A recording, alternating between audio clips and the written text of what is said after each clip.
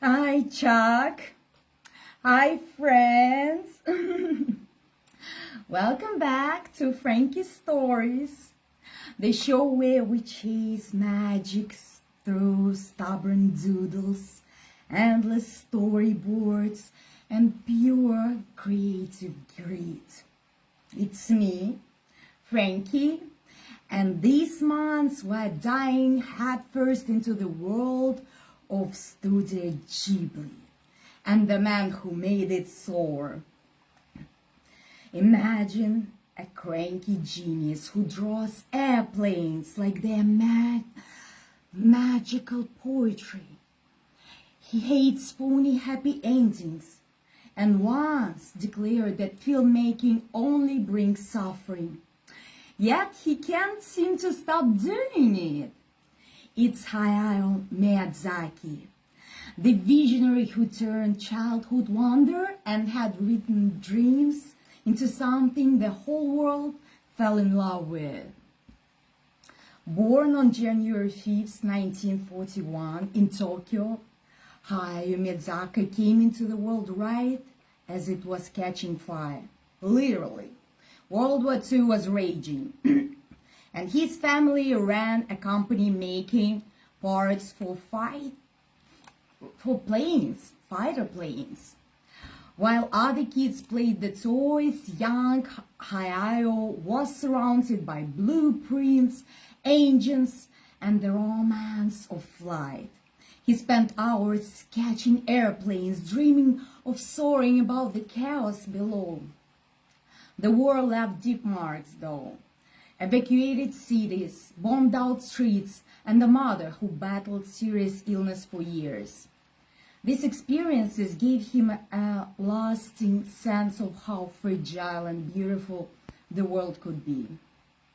School never really captured his imagination, but stories did. He devoured fairy tales, adventure comics, and anything that sparked wonder. At university, he studied political science and economics, sensible subjects, but his heart was elsewhere. He spent his real energy in children's literature club, quietly realizing he wanted to create moving pictures that felt truly alive. In 1963, at age 22, he joined Toei Animation as in-between animator, the entry-level job where you fix and fill in other people's drawings while hoping for a chance to shine. But Miyazaki wasn't built for quiet obedience. He started rewriting scenes he thought were weak, pushing back on lazy storytelling, and quickly earned a reputation as the talented tribal maker with big ideas. There he met his future wife, fellow animator Akimi Ota, and the director who would become his lifelong creative partner, Isao Takahata. Their early collaborations showed they shared a stubborn drive to make animation more ambitious and emotionally honest. In the 1970s, Miyazaki and Takahata moved between several studios, working on television series and adaptations. Miyazaki handled storyboards, layouts, character designs, and scene directions, essentially becoming a one-man whirlwind of production. He was incredibly productive, but the corporate environment felt limiting.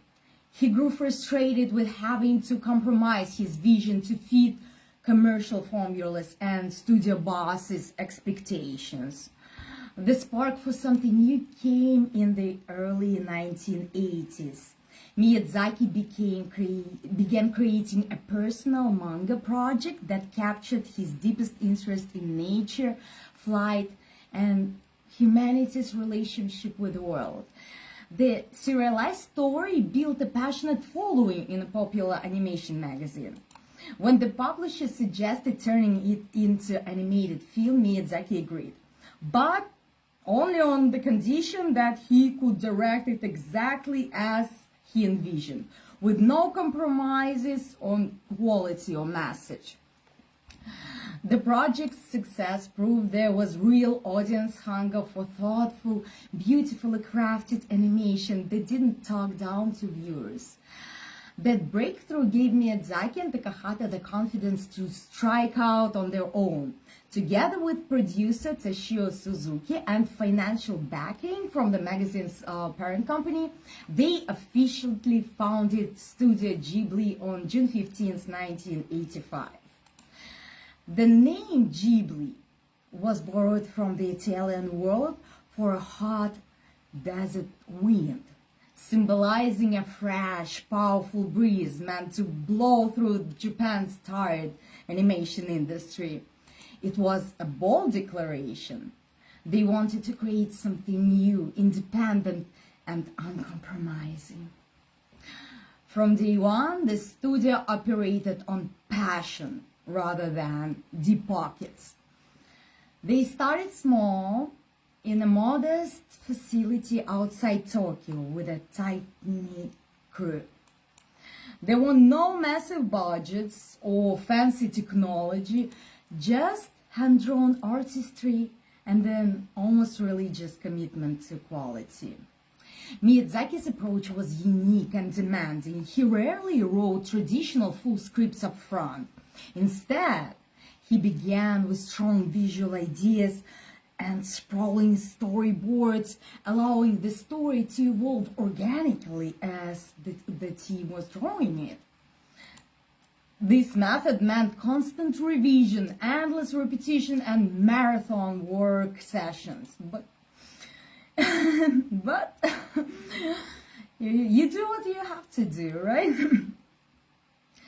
Miyazaki himself was known as an intense perfectionist leader. He could be gruff and demanding, sometimes pacing the studio while muttering that filmmaking brought nothing but suffering. Yet he always led by example, personally drawing thousands of keyframes, obsessing over every tiny detail in the background, movement, the emotional expression. The early team learned to expect the unexpected and to push themselves harder than they thought was possible. It was exhausting and built on pure stubborn belief that animation could be so much more than entertainment. Their hard work eventually paid off in a big way. As the studio released its first production, word began to spread about the exceptional quality and emotional depth. Audiences responded to the care and craft that went into every frame. By the late 1990s, the studio had built a strong reputation in Japan for delivering consistently excellent animation. Then came the international breakthrough in the early 2000s. One particular film shattered box office records in Japan and went on to win the Academy Award for Best Animated Feature. It introduced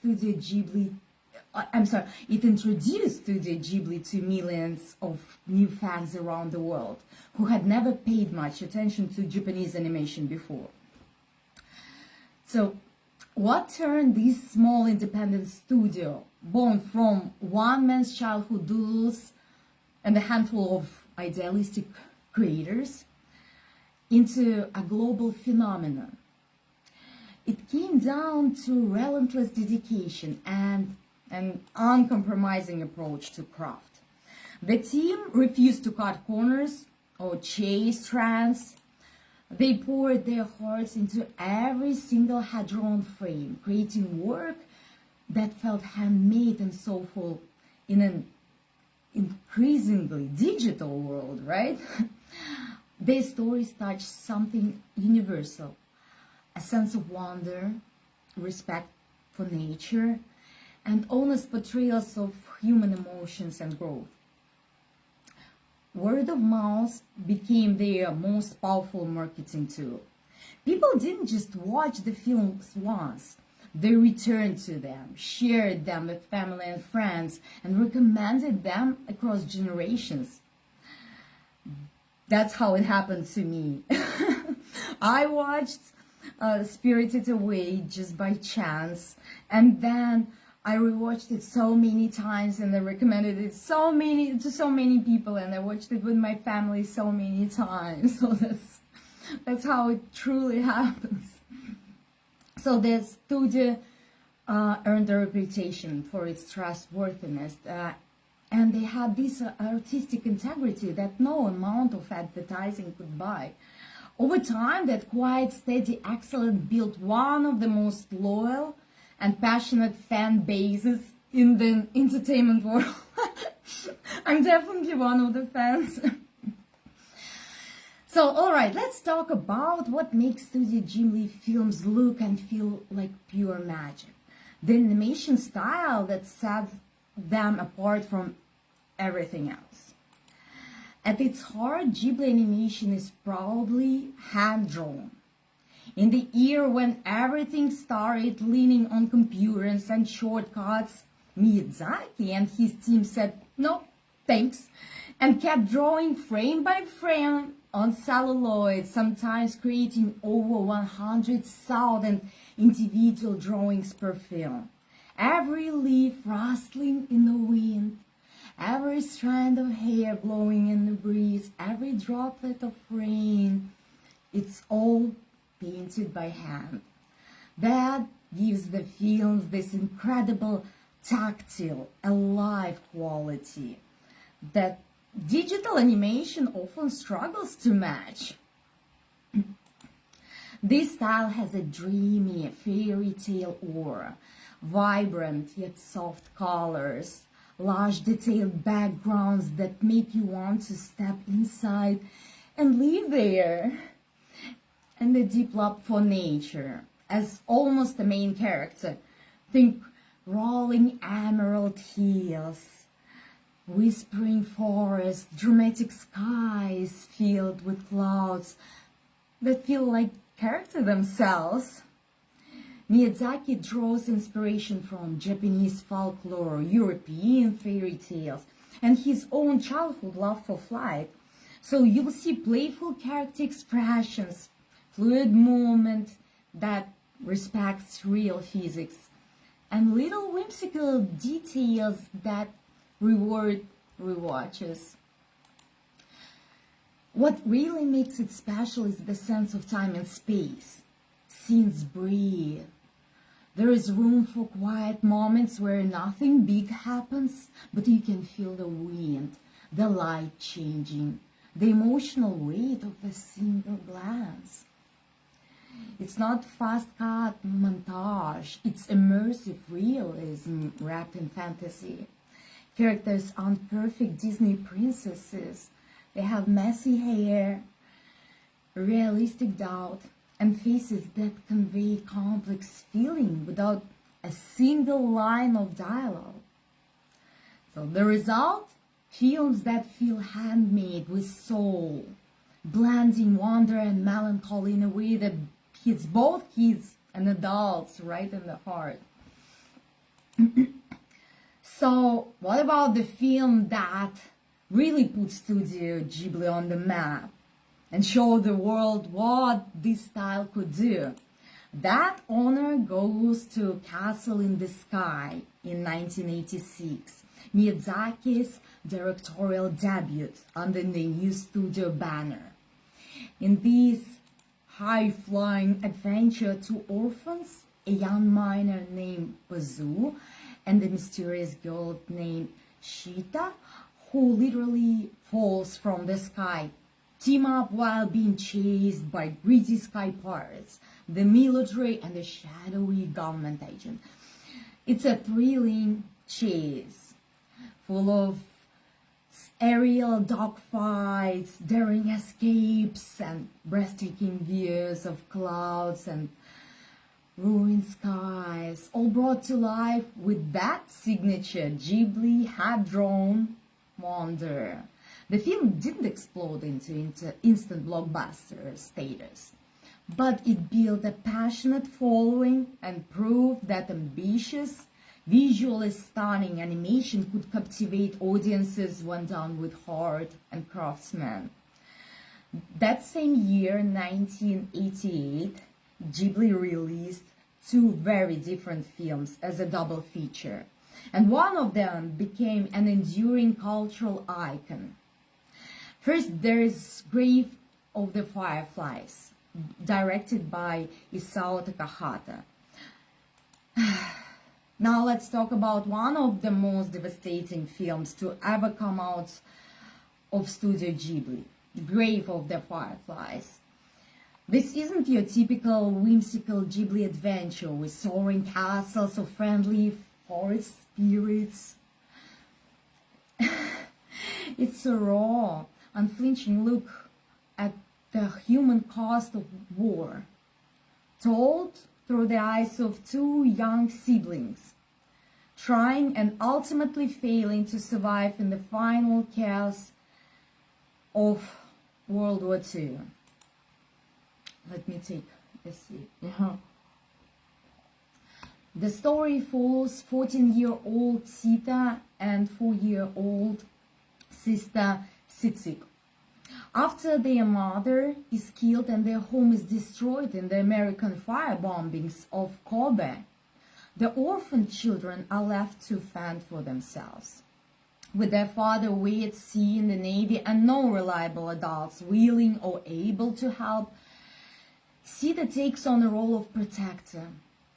So the kids scavenge for food, shelter in an abandoned bomb shelter, and try to create small moments of joy, like catching fireflies to light up their dark nights.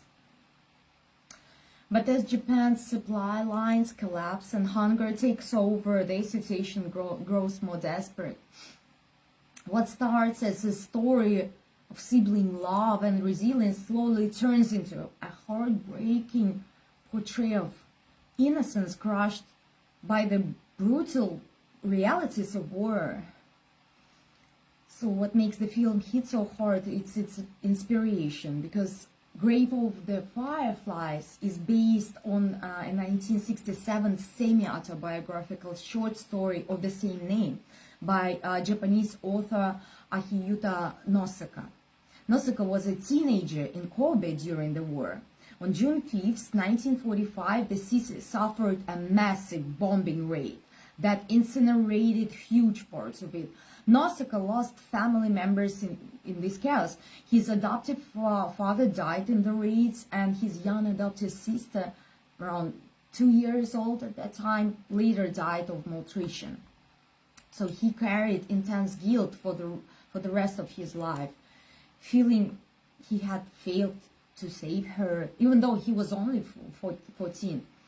The whole story, so he wrote the story partly as a personal apology to his sister, a way to process the trauma and imagine a version of events where he could at least honor her memory. Nosaka had described it as a kind of double suicide narrative in fiction, even though in real life he survived. The film stays remarkably faithful to the spirit of Nosaka's short story, capturing the same sense of quiet desperation and slow erosion of hope. It's a heartbreaking movie. But there are some noticeable differences. The original story is shorter, it's sharper, and more merciless in its cynicism, almost like a raw scream into wood. And it feels even colder and more isolating. But Takahata's adaptation, on the other hand, adds a layer of visual poetry and emotional warmth through Ghibli's signature hand-drawn style. The backgrounds are incredibly detailed and realistic: charred ruins, flickering fireflies, sunlit beaches, while the characters retain that expressive, slightly stylized anime look.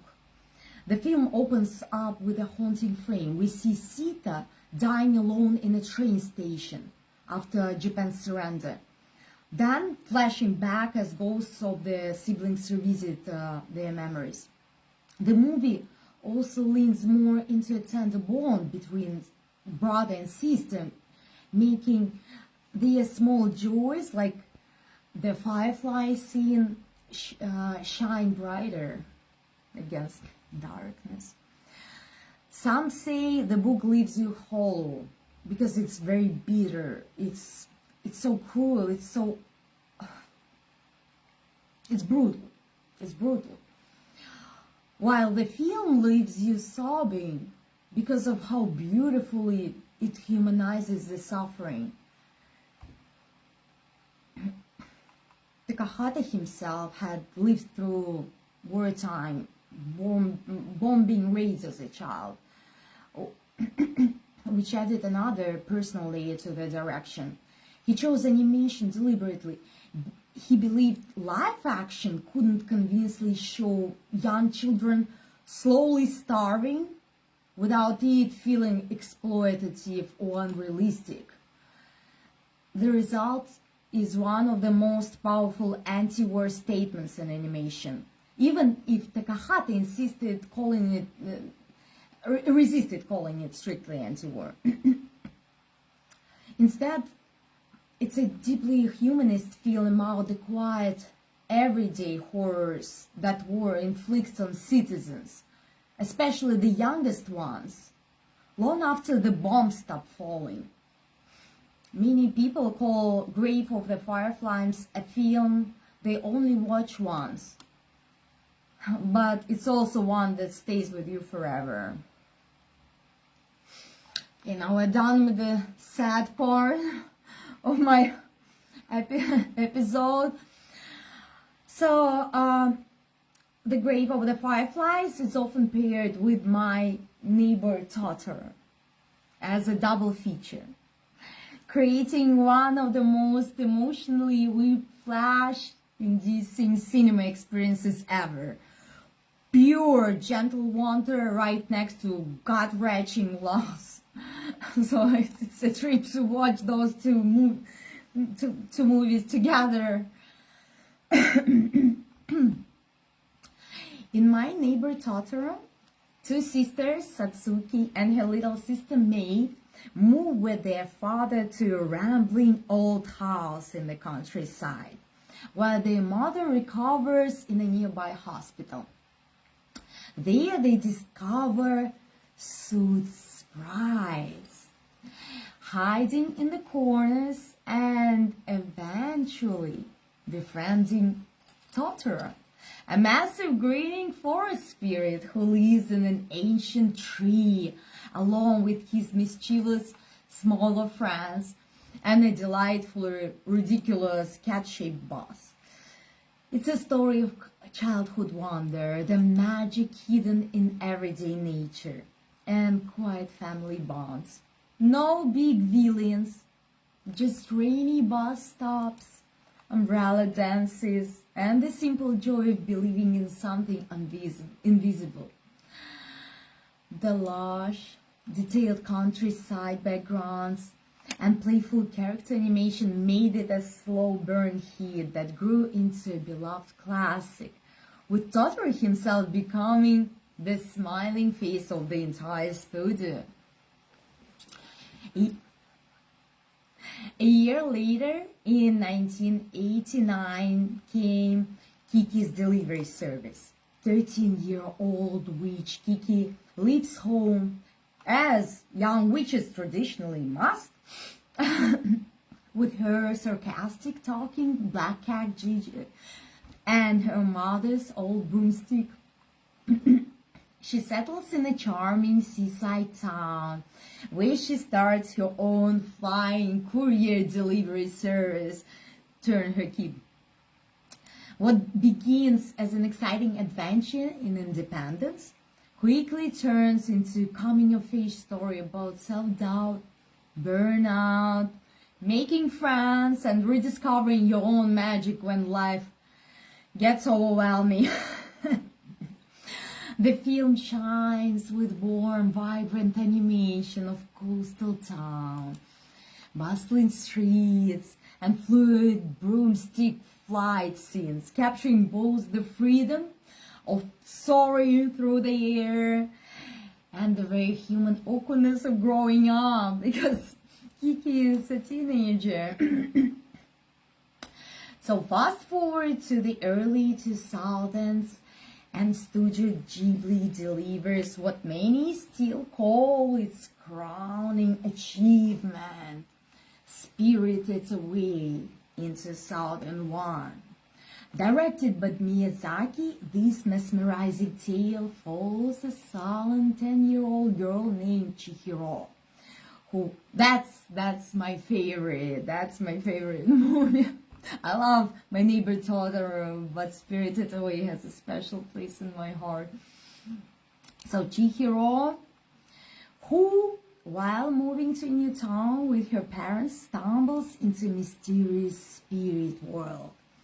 Her parents are transformed into pigs after they greedily eating food meant for the spirits, the sacred food. And Chihiro must work in a lavish bathhouse for gods and creatures, helping to clean them and wash dirty spirits, turn her name back and find a way home. It's a wild, enchanting ride filled with bizarre spirits, suits, sprites again, that multiply like mischievous dust bunnies, and the river dragon with a surprising secret. The hand-drawn animation reaches new heights of beauty and imagination here, blending whimsy, danger, and quiet moments of self-discovery. It didn't just become Japan's highest grossing film at the time. It swept the Academy Award for Best Animated Feature, introducing millions worldwide to Ghibli's unique magic and proving that thoughtful, handcrafted animation could conquer that global stage. Just a few years later, in 2004, came Howl's Moving Castle. This one takes a beloved Diana Wynne Jones novel and turns it into pure Ghibli gold. Sophie, a kind-hearted young hat maker, is cursed by a jealous witch and transformed into a 90-year-old woman. Seeking a cure, she joins the household of the flamboyant wizard Howl inside his eccentric, walking, steam-powered castle that stomps across the countryside on giant chicken legs. Along with the fire demon who powers the place and bargains with Howl, Sophie discovers a war-torn world. She learns about hidden identities and messy realities. It's romantic anti-war and delightfully quirky, showing Ghibli's gift for turning personal growth into epic, heartfelt adventures. And here is the beautiful thing. Even after these massive hits, even after Miyazaki repeatedly hinted on retirement, the studio never really stopped. Ghibli has always been more than one director or one era. Other talented filmmakers stepped up, creating stories that carried forward that same hand-drawn soul. Respect for nature and emotional honesty.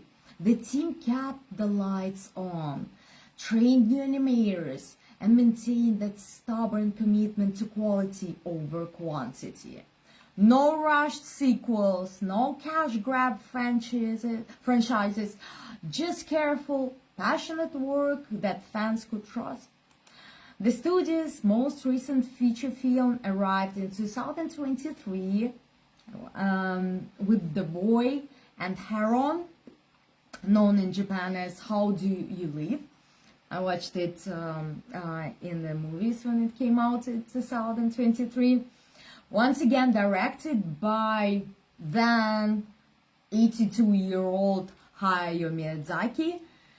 This semi-autobiographical fantasy follows a young boy named Mahida who's grieving the loss of his mother during World War II.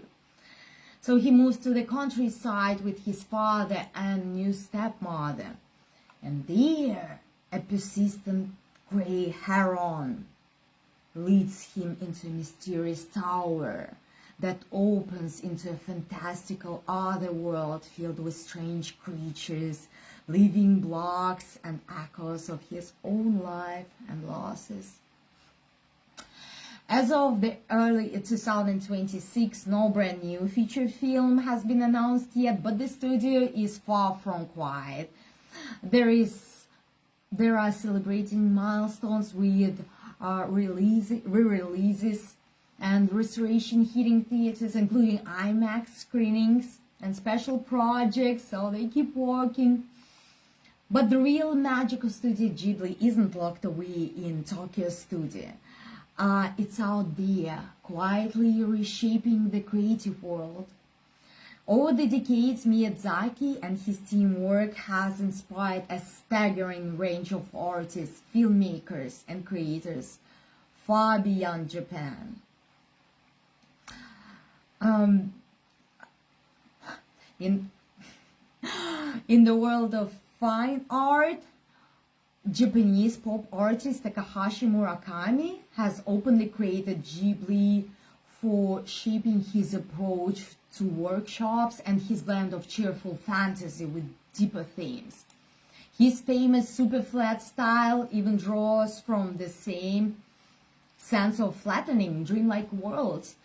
Contemporary artists like Julien Sakali weave in melancholy references from Ghibli stories into comics, while performers like Monster Chatwind have literally brought the cat boss to life in wild theater pieces.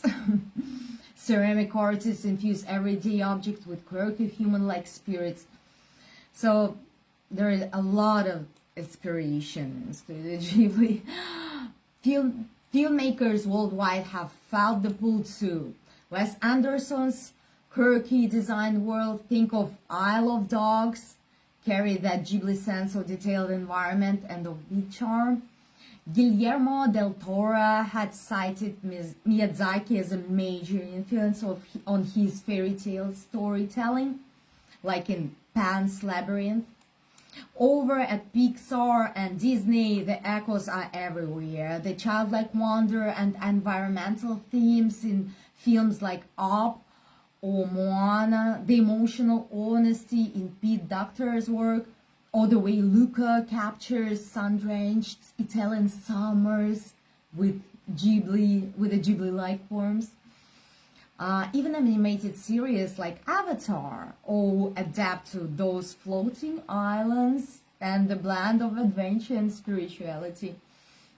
So after all these had painted masterpieces and heartbreaking moments, what makes Studio Ghibli truly one of a kind?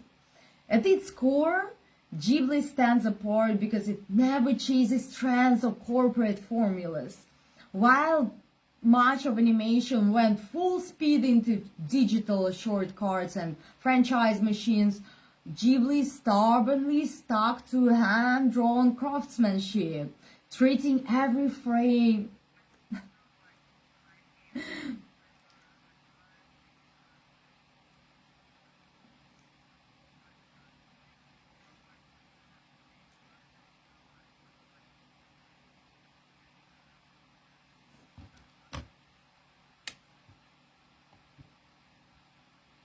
Thank you. Thank you, Jeff. So, they created the stories that breathe, that give space for silence and wonder. Characters who are flawed, brave, and deeply human, especially the girls and women who drive the narratives without needing to be saved. Themes that weave environmental respect, anti-war sentiments, and the messy beauty of growing up, all wrapped in fantasy that never feels fake or preachy. Thanks to Ghibli, parents trust animated films again. Kids discover empathy and courage in magical packages. And artists everywhere feel braver about blending the everyday with the fantastical. They have popularized cool Japan on the global stage while reminding us to slow down, notice the wind in the grass, and fight for a gentler world. In an age of endless noise and quick content, Ghibli offers something rare, films that feel handmade with heart, that grow richer with every rewatch, and that leave you believing just a little that magic might be hiding in the ordinary if you only look close. Whether you are a lifetime fan or discovering them for the first time, Studio Ghibli didn't just entertain us. They expanded what art can do, inviting us to dream bigger, care deeper, and maybe even draw our own flying machines someday. And for that, the world owes them a grateful bow, or at least a ride on the cat bus. But thank you for being with me tonight.